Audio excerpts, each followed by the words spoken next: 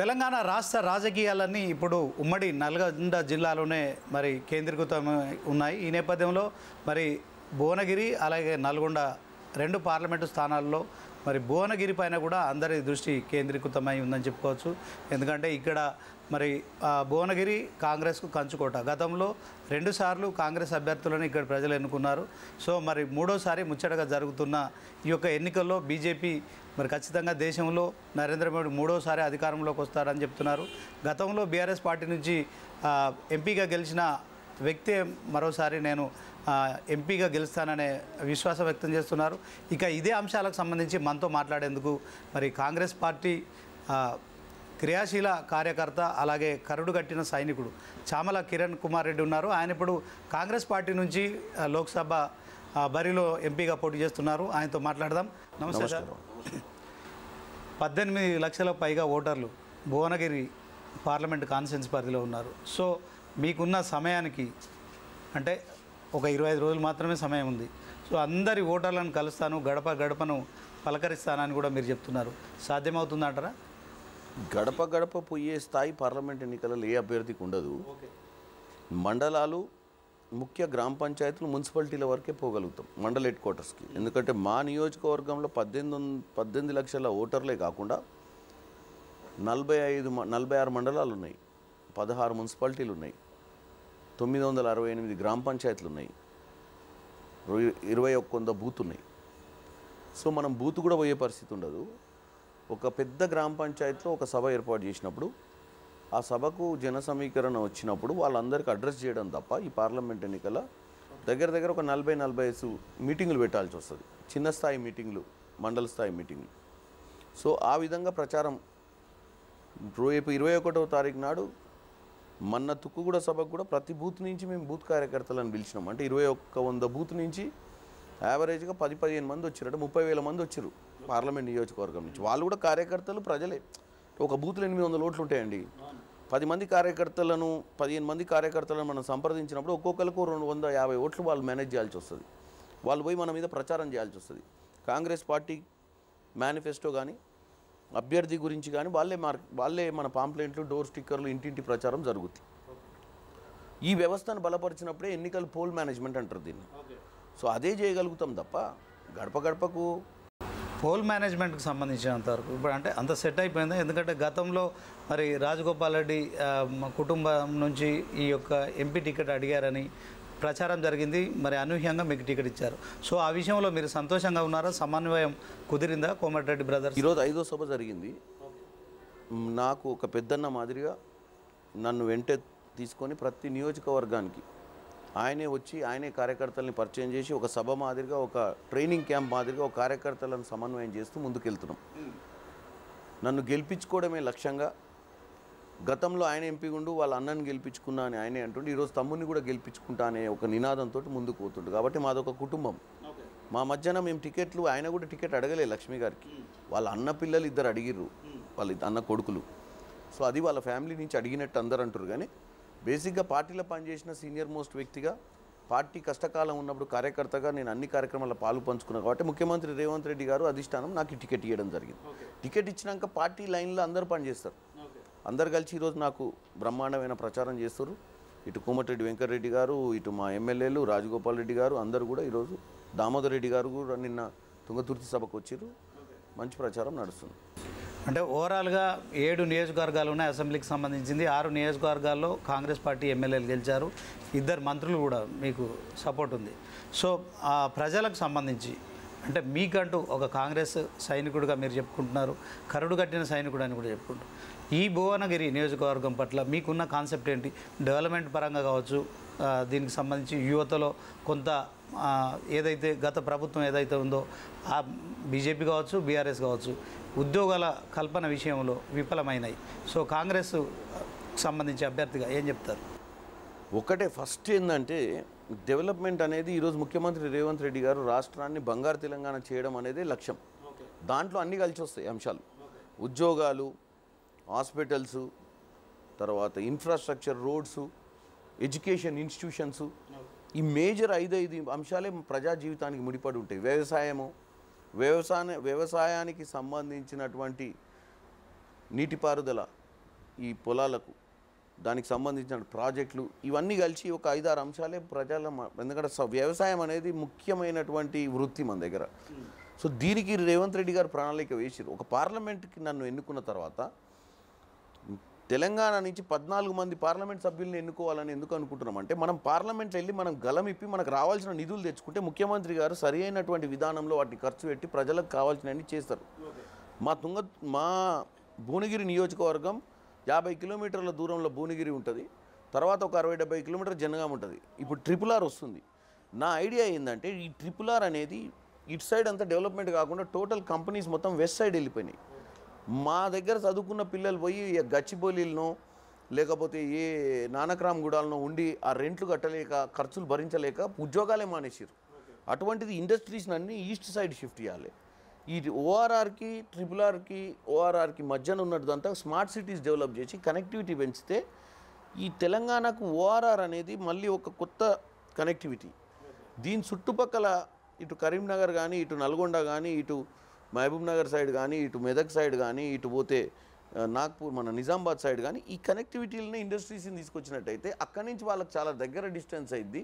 ఈ ఇండస్ట్రీస్ కూడా ఒక స్కిల్ డెవలప్మెంట్ పెట్టి చదువుకురు మన పిల్లలు, కానీ ఉద్యోగాలు చేయడానికి కావాల్సింది స్కిల్.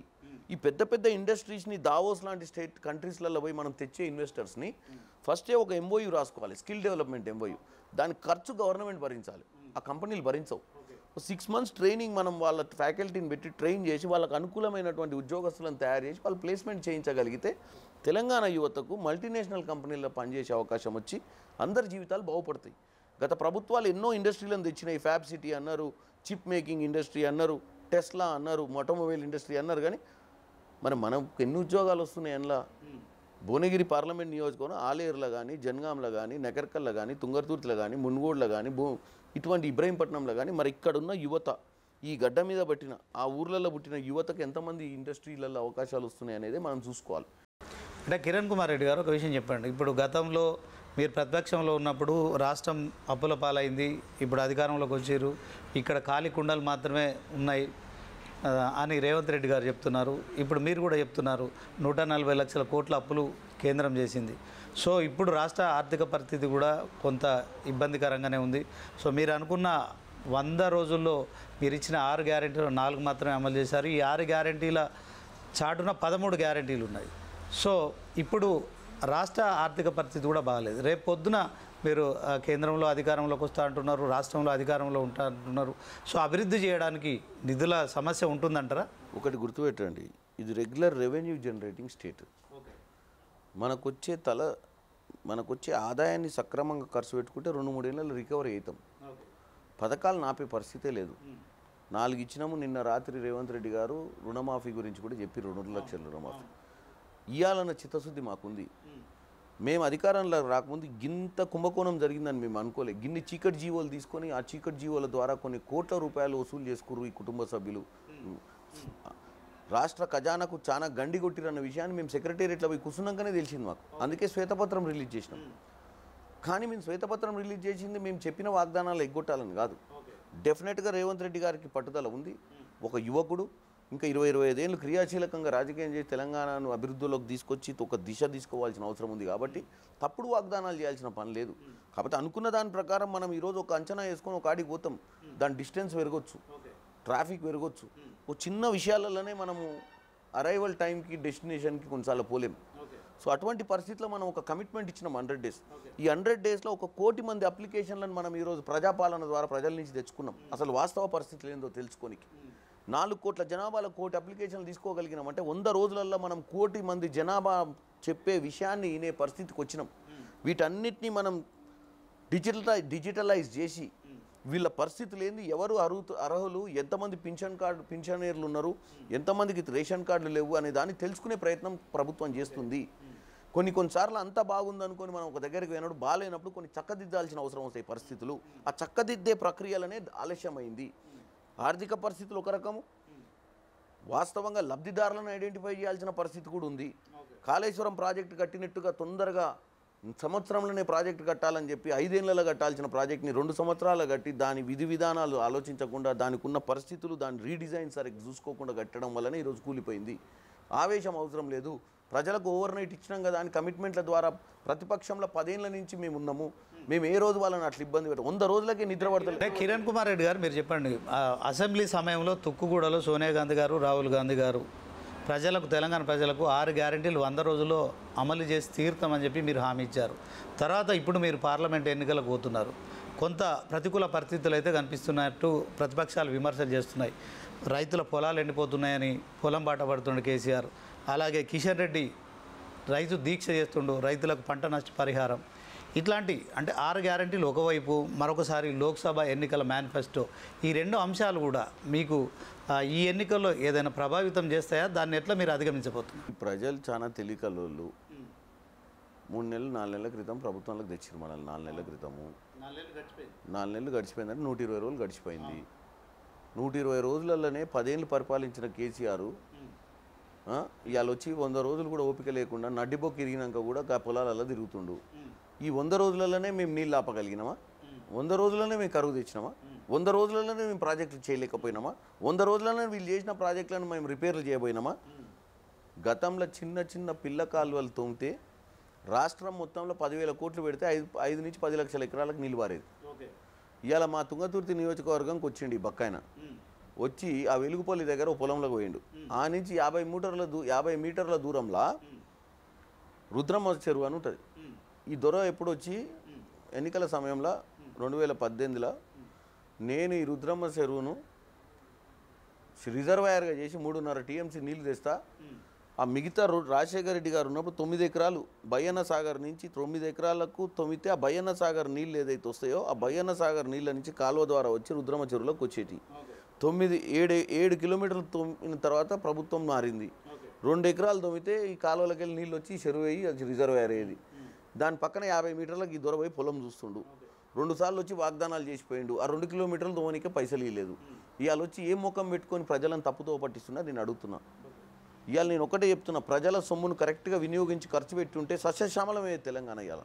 కానీ వీళ్ళ కకృతి ఆలోచన కమిషన్ల మీద ఉంది కాబట్టి రీడిజైన్ల పేరిట ఆ రోజు ఏదైతే తుమ్మిడి అట్టి దగ్గర మనం గ్రావిటీ ఫోర్స్ కింద చేద్దామన్న ప్రాజెక్ట్ని ఎత్తిపోతలకు తీసుకొచ్చి దాన్ని మల్టీ లెవెల్లో రిజర్వాయర్లు బిల్డప్ చేసి దాన్ని ఓన్లీ కమిషన్ల రూపంలో దండుకునే పిచ్చి ఆలోచనతోటి మనం నాగం చేసిండు. అదే డబ్బును సక్రమంగా వినియోగించుకుంటే సస్యశ్యామలమయ్యేటోళ్ళం. ఎక్స్ట్రా ఆర్డినరీ టెక్నాలజీ అవసరం లేకుండే, మినిమం బేసిక్ నాలెడ్జ్ లేకుండా ఎక్స్ట్రా ఆర్డినరీ టెక్నాలజీ యూజ్ చేసి ఏం లాభము? ఆర్థికంగా దెబ్బలు తిన్నాం. కాబట్టి ప్రజలు చాలా స్మార్ట్. ప్లస్ మీలాంటి ఛానళ్ళు కూడా మాలాంటి ఇంటర్వ్యూలు చేసినప్పుడు ఇవన్నీ కరెక్ట్గా చూపించాలి. ఈ 100 రోజులలోనే వాళ్ళు చేసిన ప్రాజెక్టులు కూలిపోతుంటే పక్క నుంచి సిగ్గుశరం లేకుండా రోడ్ల మీద తిరిగితే ఎవరికి క్షమిస్తాడు? అందుకే ఒక్కడు కూడా బీఫామ్ తీసుకొని ఇక్కడ కూడా రెడీ లేడి ఆ పార్టీలో. ఇంకా తెలివితేటలు లేని ఒక 6 నెలలు టైం ఇవ్వండి, సంవత్సరం టైం ఇవ్వండి. మేము తప్పులు చేసినప్పుడు మమ్మల్ని ఎత్తుకండి. మీ లెక్క చీకటి జీవులు తీయం. మాకు ప్రతిపక్షం మీద మర్యాద ఉంది. ఇదే బక్కాయన అసెంబ్లీకి రమ్మని చెప్పినాం మొన్న. అసెంబ్లీకి రాలేదు కానీ నల్గొండలో పోయిండు కృష్ణా జలాల దగ్గరికి. అంటే ఈడ 5 కిలోమీటర్ల దూరం రాలేకపోయిండు జూబ్లీ హిల్స్ నుంచి. ఈ నుంచి ఆడిదాకా పోయిండు, కరిమేర కూడా పోయిండు. రైతులను మోసం చేసిన ప్రజలు నీ యాక్టింగ్ చూసే నిన్ను నమ్మిర్రు. 10 ఏళ్ళ అధికారం ఇస్తే నీళ్లు నిధులు నియామకం మీద తెచ్చుకున్న తెలంగాణ తుంగలో దొక్కినావు. బంగారు తెలంగాణ చేశాను, భవిష్యత్తు లేకుండా చేసినావు. మళ్ళీ ఇప్పుడు ఈ డ్రామాలు ఎందుకు చేస్తున్నావు? ఏజ్ అయిపోయింది, గేజ్ అయిపోయింది నీది. నీకు పోరాళ్ళని తీసుకొచ్చి అమెరికా నుంచి ఈడ పెడితే దండుకొని జైళ్ళ పాలు అవుతురు. ఇంకెందుకు ఈ డ్రామాలు? అయిపోయింది పార్టీ. అంటే సార్ ఇప్పుడు ఉమ్మడి నల్గొండ జిల్లా పేరు తీయంగానే మనకు రాజకీయాల్లో జానారెడ్డి, కోమటిరెడ్డి వెంకటరెడ్డి, కోమటిరెడ్డి రాజగోపాల్ రెడ్డి, ఉత్తమ్ కుమార్ రెడ్డి. సో ఇదంతా భువనగిరికి వచ్చేసరికి బీసీ ఓటర్లు అధికంగా ఉన్నారు. కిరణ్ కుమార్ రెడ్డి ఈయన కూడా రెడ్డినే, మీరు కూడా రెడ్డినే. సో రెడ్డిలకు సంబంధించి కొంత గతంలో రాజగోపాల్ రెడ్డి కూడా బీసీ అభ్యర్థికి ఎంపీ టికెట్ ఇవ్వాలని చెప్పి కూడా ఆయన కూడా డిమాండ్ చేశారు. లేకుంటే మా కుటుంబం నుంచి కావాలని అడిగారు, అది వేరే విషయం. సో ఇప్పుడు ఈ రెడ్డి సామాజిక వర్గానికి సంబంధించి బీసీ ఓటర్లు మద్దతు ఉంటుందా? ఏం చెప్తారు? మీరు అదే చెప్తున్నా అండి. మా పార్టీలో బీసీలు లేరా? 965 గ్రామ పంచాయతీలలో ఎంతమంది సర్పంచ్లు, ఎంతమంది వార్డు మెంబర్లు, 16 మున్సిపాలిటీలో ఎంతమంది కౌన్సిలర్లు, ఎంతమంది చైర్మన్లు?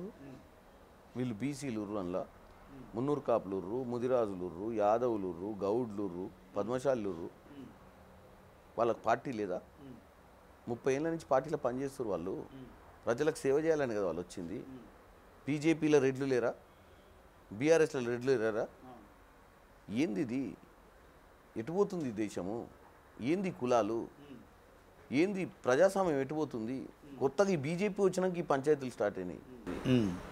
అంటే ఒక ప్రచారం జరుగుతుంది సార్, మీరు ఆన్సర్ చెప్పి తీరాల్సిందే. ఎందుకంటే ఈ కొన్ని ఏదైతే మీరు ఇందాక చెప్పుకున్నట్టు రేవంత్ రెడ్డికి సంబంధించిన అడుగుజాడలో మీరు నడుస్తూ అంటున్నారు, కానీ ఇక్కడ కోమటిరెడ్డి బ్రదర్స్కు చెక్ పెట్టడానికి సీఎం రేవంత్ రెడ్డి కిరణ్ కుమార్ రెడ్డి భుజం మీద గన్ను పెట్టి రాజగోపాల్ రెడ్డిని కాల్చే ప్రయత్నం చేస్తున్న ప్రచారం జరుగుతుంది. ప్రతిపక్షాలు కూడా అంటున్నాయి. ఏం చెప్తారు సార్? మీరు లాస్ట్కు ఒక మాట అన్నారు, ప్రతిపక్షాలు చెప్తున్నాయని.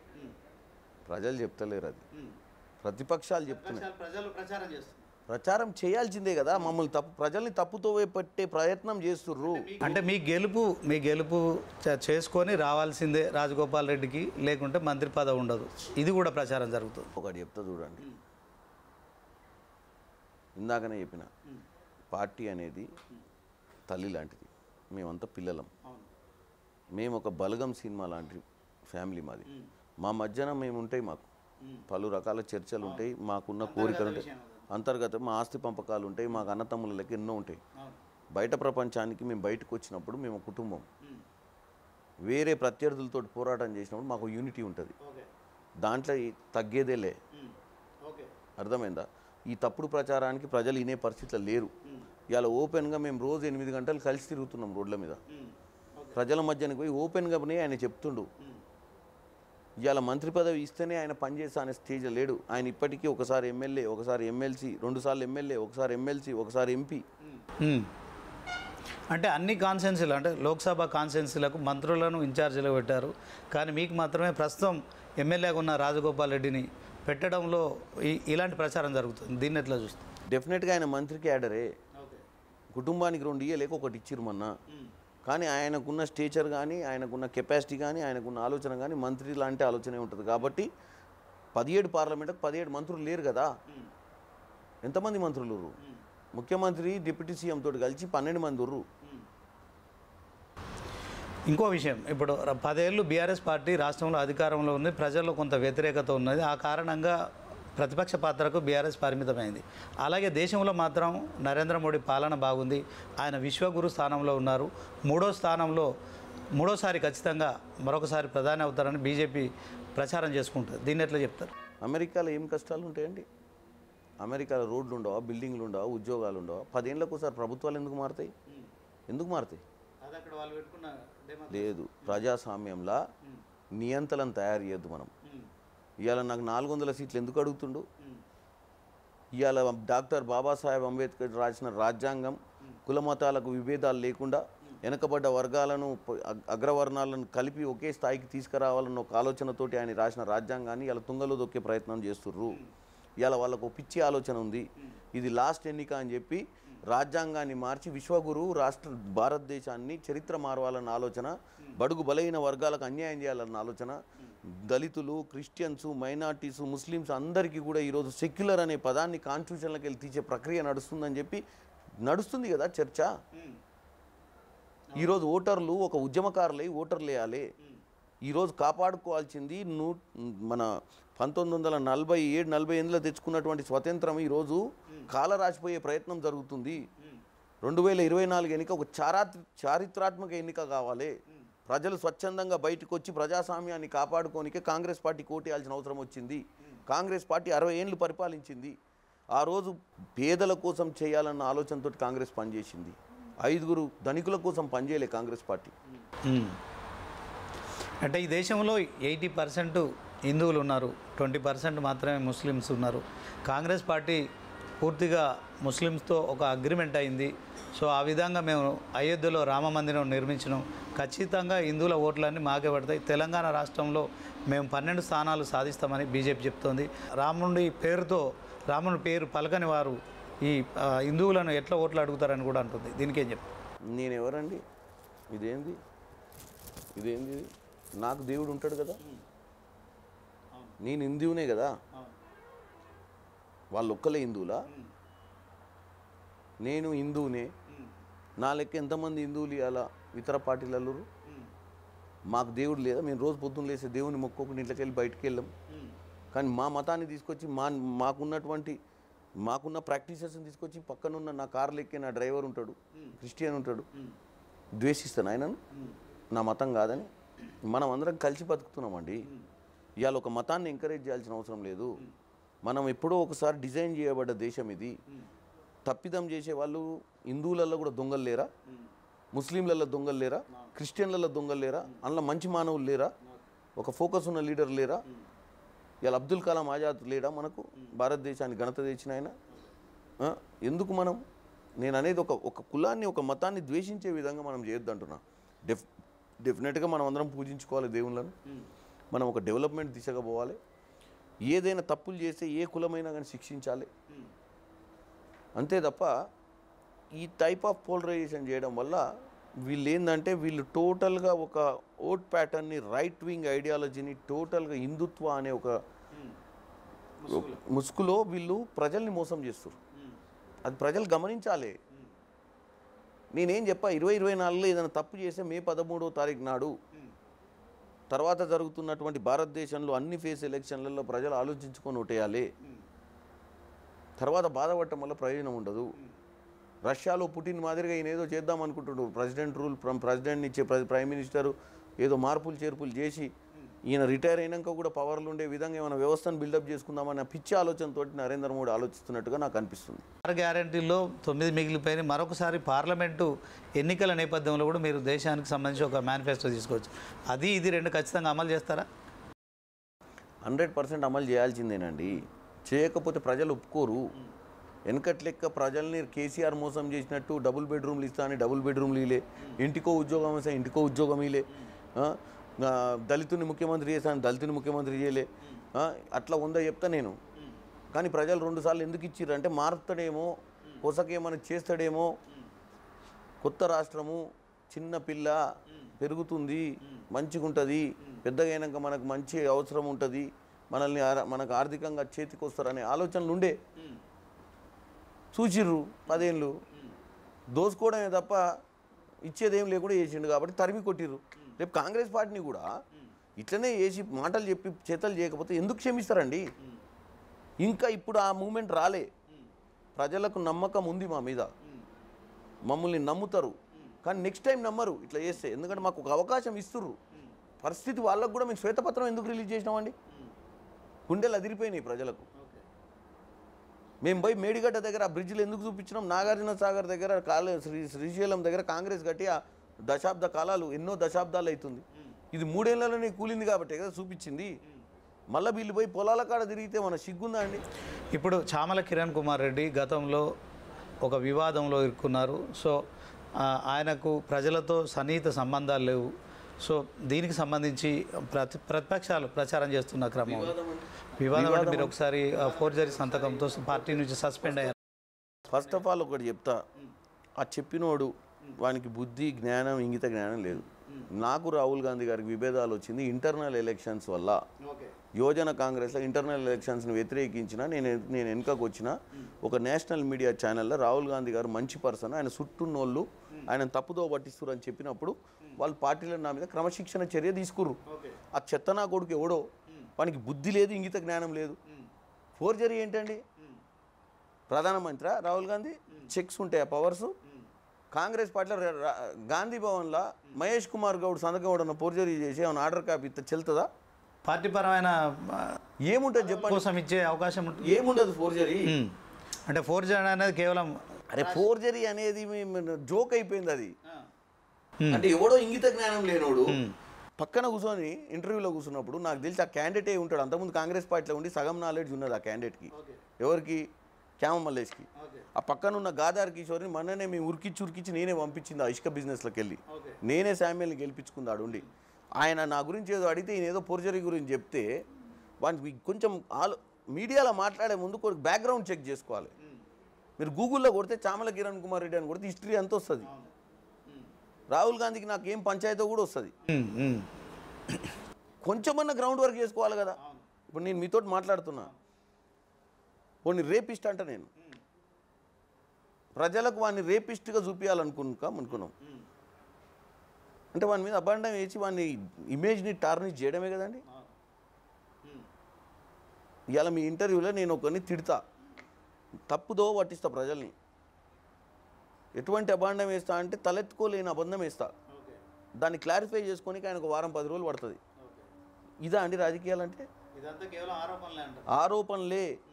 దీని గురించి ఎవరినన్నా ఢిల్లీకి పోయి ఫోన్లో మాట్లాడినా ఆ చెప్పినోడికి బుద్ధి లేదు, ఆ ఇన్నోనికి బుద్ధి లేదు, వాడికి ఒక సంస్కారం లేదు, వాడు ప్రెస్ మీట్లో మాట్లాడాల్సిన దౌర్భాగ్యపాడు. మళ్ళీ PhD డాక్టరేట్ వాని చదువు దౌర్భాగ్యపోడు. PhD డాక్టరేట్ చదివినోనికి గూగుల్లో కొట్టి తెలుసుకోలేడు ఆడు ఏం చేయిందో. నేను అనేది నేను పార్టీ నుంచి దూరమైంది వాస్తవం. రాహుల్ గాంధీకి నాకు విభేదాలు వచ్చింది వాస్తవం. విభేదాలు కూడా రాలేదు. నేను ఒక ప్రెస్ స్టేట్మెంట్లో ఆయననే మనలే, ఆయన చుట్టూన్న కోటరీకి గ్రాస్ రూట్ నుంచి పనిచేస్తున్న కాంగ్రెస్ వర్కర్ల కష్టసుఖాలు తెలియని కొంతమందిని టీంలో పెట్టుకోవడం వల్లనే యువజన కాంగ్రెస్లో ఇంటర్నల్ ఎలక్షన్స్ తెస్తుండు. కష్టపడ్డానికి తెలుస్తుంది ఈ కష్టము, వాడు కష్టపడకుండా వచ్చి ఆయన అక్కడ పనిచేసి తప్పుదో పట్టిస్తారని చెప్పిన. ఓకే, ఒక్కొక్కటి అండి 2 రకాలుగా సేవ చేస్తా. నేను ఎంపీగా ప్రజాసేవ చేస్తా, తర్వాత డాక్టర్గా మీకు వైద్య సేవలు అందిస్తా అని కూడా. అరే నేను ఒక్కటే చెప్తున్నా, 5 ఏళ్ళు చేసిండు కదా. బూర నరసయ్య గౌడ్కి ఓటేయాలనుకుంటే ఆయన 5 ఏళ్ళ పాలన చూసి ఏమని చెప్తున్నా. మిగతా 2 ఎంపీలు 5 ఏళ్ళు చేసిరు కదా, వాళ్ళ పాలన చూసి ఏమంటున్నా. ఇవాళ కులం పేరుతో వచ్చి కన్ఫ్యూజ్ కాకండి. ఓటేసే ముందు ఆలోచించి ఓటేయండి. సింపుల్. ఆవేశం వద్దు మనకు. 5 ఏళ్ళు అయితే ఇప్పుడు కిరణ్ రెడ్డి గురించి మీకు తెలియదు ఏం చేస్తాడో, ఎందుకంటే మీరు అన్నారు నేను ఓన్లీ పార్టీ పని చేసిన ఎలక్ట్రల్ పాలిటిక్స్లో లేనండి. బూర నరసయ్య గౌడ్ అయితే 5 ఏళ్ళు అధికారంలో ఉండు కదా. మొత్తం పార్లమెంట్ నుంచి తెప్పియండి, ఎన్ని గంటలు మాట్లాడిండో పార్లమెంట్లో రికార్డు తెప్పియండి, ఎంత గలమిక్కి మాట్లాడిండో తెలుస్తుంది కదా. అదే బీసీ బిడ్డలకు, ఆయా నిరుపేద బీసీ బిడ్డలకు చదువు కోసం ఎంత ఆర్థిక సాయం చేసిండు, వాళ్ళ కోసం ఎంత వర్కౌట్ చేసిండు, ఏ బీసీలకు ఆయన సాయం చేసిండు, వాళ్ళందరూ ఆలోచించుకొని ఓటేయమంటున్నా. Is tested, I'm not tested. Okay, ఇప్పటికే 2 వారాల నుంచి మీరు పార్లమెంట్ నియోజకవర్గ పరిధిలో ప్రచారం చేస్తున్నారు. మరొక 3 వారాలు మాత్రం మీకు గడువు ఉంది. సో ఫైనల్గా ఈ భువనగిరి లోక్సభ ప్రజలకు మీ అప్పీల్ ఏమైనా ఉంటే చెప్పండి. ఫైనల్గా ఒకటే చెప్తున్నా, మీరు డెవలప్మెంట్ విధి విధానాలతోటే మీరు ఓట్లేయండి. చామల కిరణ్ కుమార్ రెడ్డి కోటేస్తారా, బీజేపీ అభ్యర్థి కోటేస్తారా, బీఆర్ఎస్ అభ్యర్థి కోటేస్తారా అనేది మీ విఘ్నతకు వదిలేస్తున్నా. ఈరోజు మనం తెలంగాణలో 10 ఏళ్ల పాలన తర్వాత కాంగ్రెస్ని తెచ్చుకున్నాం. ఒక నమ్మకంతో కాంగ్రెస్ని తెచ్చుకున్నాం. ఒక యంగ్ ముఖ్యమంత్రిని ఈరోజు మనకు తెలంగాణకు రేవంత్ రెడ్డి గారు ఉన్నారు. ఒక మంచి ఎంపీగా నన్ను గెలిపిస్తే ఆయనకు సన్నిహితంగా ఉంటూ మీ అందరికీ అందుబాటులో ఉంటూ ఆయన తరపున నేను పార్లమెంట్లో పోరాటం చేసి తెలంగాణలో భువనగిరి పార్లమెంటుకు రావాల్సిన నిధులు తీసుకొచ్చి ఆయన అనుకునే ఒక విజన్ 6 గ్యారంటీలు కానీ కాంగ్రెస్ పార్టీ ఇచ్చినటువంటి 5 న్యాయ పథకాలు కానీ వీటన్నిటిని ఇంప్లిమెంట్ చేసే దిశలో నేను మీకోసం పనిచేస్తా. నాకు ఒక అవకాశం ఇవ్వాల్సిందిగా కోరుకుంటున్నా.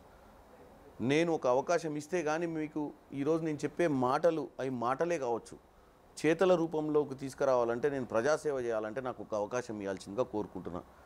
ఎందుకంటే ఇంకోసారి అవకాశం అడిగేటప్పటికి నా ప్రోగ్రెస్ రిపోర్ట్ మీ దగ్గర ఉంటుంది. నా ప్రత్యర్థులు ఈరోజు వాళ్ళ ప్రోగ్రెస్ రిపోర్ట్ మీ దగ్గర ఉంది.